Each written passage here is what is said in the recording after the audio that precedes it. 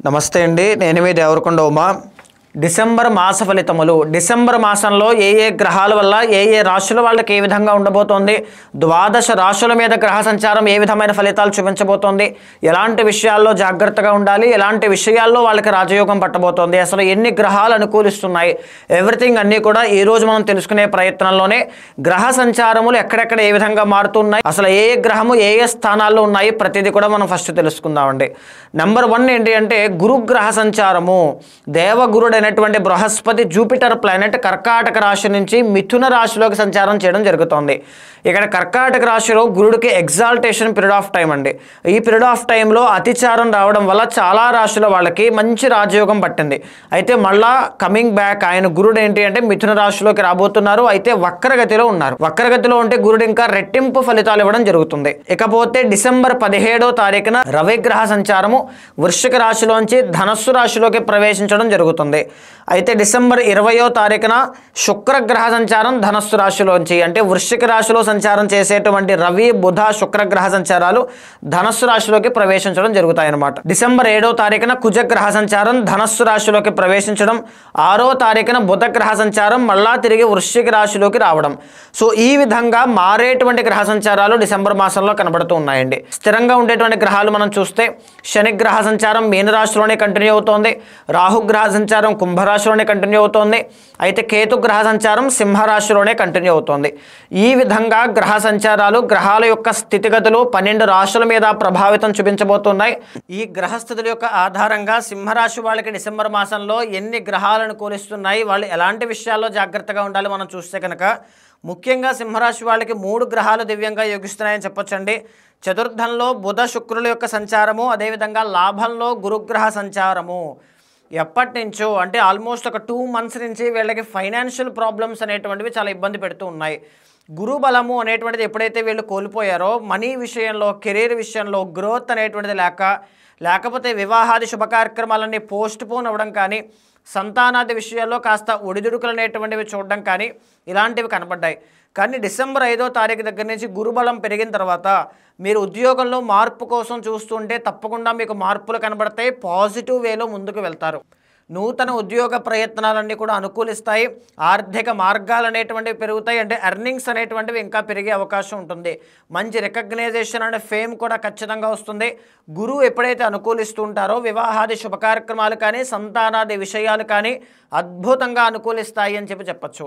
అయితే దీంతో పాటుగా చతుర్థ స్థానంలో బుధ శుక్రుల యొక్క సంచారం బాగుంది. ఎవరైనా ఇల్లు కొనుక్కోవాలనుకుంటే ఖచ్చితంగా గృహయోగము అనేటువంటిది పట్టే అవకాశం ఉంటుంది. మ్యారిటల్ లైఫ్లో ఏదైనా ప్రాబ్లమ్స్ ఉంటే, మాట పట్టింపులు కానీ, మనస్పర్ధలు కానీ ఏమైనా ఉంటే అవన్నీ కూడా తగ్గుముఖం పట్టడం, సార్ట్అవుట్ అయ్యే అవకాశాలు ఎక్కువగా కనబడతాయి. బుధుడు ఎప్పుడైతే అనుకూలిస్తున్నారో స్టాక్ మార్కెట్ కానీ, షేర్ మార్కెట్ కానీ, ట్రేడింగ్ కానీ చేసేటువంటి వాళ్ళకి రాజయోగము. ఇంకొక విషయం ఏంటి అంటే సింహరాశి వాళ్ళకి 2nd లార్డ్ అంటే ధనస్థాన అధిపతి అయినటువంటి ఆయన బుధుడు, ఆయన యోగిస్తున్నారు కాబట్టి ఎర్నింగ్స్ ఇంతకు ముందు మీద కన్నా మీ ఫ్లో ఆఫ్ మనీ అనేటువంటిది డిసెంబర్ మాసంలో పెరుగుతుంది. ఏదో ఒక విధంగా డబ్బులు వచ్చి చేతిలో పడే అవకాశాలు ఎక్కువగా ఉంటాయి. బంధుమిత్రులతో ఉండేటువంటి కలహాలు తగులన్నీ కూడా తగ్గుముఖం పడతాయి. మంచి విషయం. ఇదే కాకుండా వ్యాపార రంగంలో ఎవరైతే ఉంటారో వాళ్ళకి కూడా మంచి విజయాలు, లాభాలు అన్నీ కూడా కలుగుతాయి. 4వ స్థానంలో శుక్రుడు యోగిస్తూ ఉన్నారు. దీని మూలకంగా ఏంటి అంటే శుక్రుడు మీకు 3rd లార్డ్ అనమాట. ఇక్కడ ఏంటి అంటే మీ సినీ నాటక కళారంగాల్లో కానీ, నృత్య గీత వాద్యాది రంగాల్లో ఉన్నటువంటి వాళ్ళు ఎవరైనా ఉన్నా, AI వర్చువల్ రియాలిటీ ఫీల్డ్స్లో వర్క్ చేస్తూ ఉన్నా, లవ్ ప్రాబ్లంతో ఇబ్బంది పడుతూ ఉన్నా ఖచ్చితంగా అవన్నీ కూడా బాగుంటాయి. మీకు అవకాశాలు పెరుగుతాయి. ఆదరణ అనేటువంటిది చాలా బాగా లభిస్తుంది అని చెప్పచ్చు. లగ్నకేతు నడుస్తున్నారు మిశ్రమంగా. కన్సిస్టెంట్గా అడుగులు వేయండి. అప్పుడే మీకు డిసెంబర్ మాసంలో ఒక మంచి విజయం చూసే అవకాశాలు ఉంటాయి. చతుర్థ పంచమ స్థానంలో రవిగ్రహ సంచారం కనబడుతోంది. దీనివల్ల స్వల్ప అనారోగ్య సమస్యలు రావడం, సమయానికి పనులన్నీ కూడా అవ్వకపోవడం, వాయిదా పడడం లాంటివి. ఈరోజు రావాల్సిన డబ్బులు అల్టిమేట్లీ వస్తాయి, కానీ ఈరోజు రావాల్సినవి 4 రోజుల తర్వాత ఈ రకంగా కనబడుతూ ఉంటాయి. అయితే సమయానికి భోజనం చేయకపోవడం వల్ల వచ్చే అనారోగ్య సమస్యలు, డి విటమిన్ లోపించడం కానీ, చిన్న యాంగ్జైటీ ఇష్యూస్ చూడడం కానీ, కాన్ఫిడెన్స్ లెవెల్స్ అనేటువంటివి తక్కువగా ఉండడం కానీ కొంచెం చూసే అవకాశాలు ఉంటాయి. వాటిని పెంచుకోవడం కోసం సూర్యోదయం కంటే ముందే నిద్ర లేవడం, సూర్యుడికి అభిముఖంగా కూర్చుని ధ్యానం చేయడం లాంటివి చేయండి. చాలా బాగుంటుంది. పంచమంలో కుజగ్రహ సంచారము ఇక్కడ రుణ బాధలతో ఇబ్బంది పడేటువంటి వాళ్ళకి మిశ్రమంగా సామాన్యంగా కనబడుతోంది అని చెప్పొచ్చు.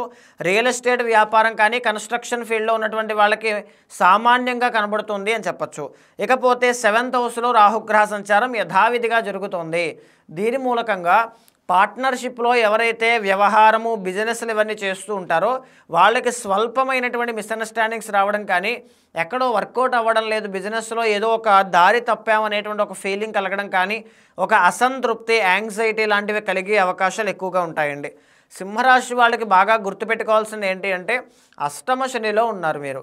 అష్టమస్య ప్రాణ సంకట అని శాస్త్రం చెబుతోంది. అంటే ఏంటి అంటే ఏదైనా సరే ఒక సమస్య వచ్చినప్పుడు నార్మల్గా ఇంతకు ముందులా మీరు హ్యాండిల్ చేసే విధానంలో ఇప్పుడు జరగదు. ఒకేసారి అది పీకల మీదకి వచ్చేస్తుంది ఏంటి అనేటువంటి ఒక భయాన్ని క్రియేట్ చేస్తూ ఉంటుంది. ఆకస్మికంగా డబ్బులు ఖర్చు అయిపోవడం, ఆకస్మికంగా రావడం, ఆకస్మికంగా మనోవేదన అనేటువంటిది పెరుగుతూ ఉంటుంది.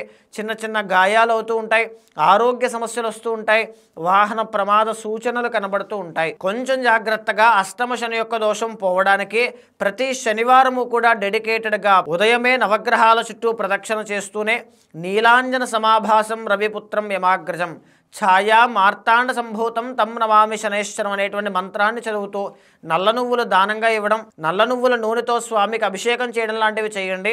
అష్టమ శని యొక్క ప్రభావం నుంచి తప్పుకుంటారు. ఇకపోతే ఓవరాల్గా సింహరాశి వాళ్ళకి డిసెంబర్ మాసంలో అయితే ఇంతకు ముందు మీద మంచి ఫేవరబుల్ సిచ్యువేషన్స్ అన్నీ కూడా చూస్తారు అని చెప్పొచ్చు. శుభకార్యాలు అటెండ్ అవుతారు. ఆకస్మిక వస్త్రలాభం, ఆకస్మిక వస్తులాభం, ఆకస్మిక ధనప్రాప్తి తప్పకుండా మీకు కలుగుతాయి.